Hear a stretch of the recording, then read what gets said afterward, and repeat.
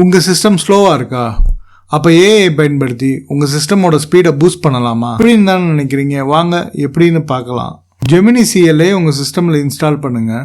Install பண்ணி முடிச்சதுக்கப்புறம் command ப்ராம்ப்டை open பண்ணி ஜெமினின்னு டைப் பண்ணுங்கள். இப்போ ப்ராம்ப்டை டைப் பண்ணுங்கள்.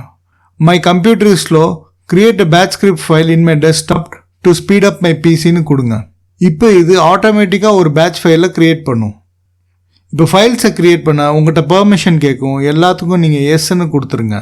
அடுத்து இப்போ பாருங்கள், I have created a batch script file on your டெஸ்க்டாப்னு சொல்லுது. மேலே பார்த்தீங்கன்னா இந்த பேட்ச் ஸ்கிரிப்ட் கோடை தான் கிரியேட் பண்ணியிருக்கு. இப்போ இந்த டெஸ்க்டாப்பில் பேட்ச் ஃபைல் கிரியேட் ஆகிருக்கு. இப்போ இதை எடிட் மோடில் ஓப்பன் பண்ணலாம்.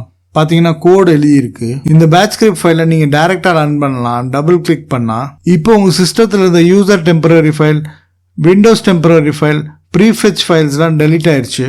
இப்போ உங்கள் சிஸ்டமோட ஸ்பீட் பூஸ்ட் ஆகிருக்கும். இந்த மாதிரி உங்கள் சிஸ்டமில் இருக்கிற ப்ராப்ளம்ஸை ரெக்டிஃபை பண்ண நீங்கள் ஜெமினி சிஎல்ஐ பயன்படுத்தலாம்.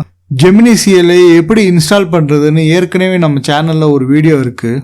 இன்ஸ்டால் பண்ண தெரியலனா வீடியோவோட லிங்க் ஃபர்ஸ்ட் கமெண்ட்டில் பின் பண்ணுறேன், போய் பார்த்துக்கோங்க.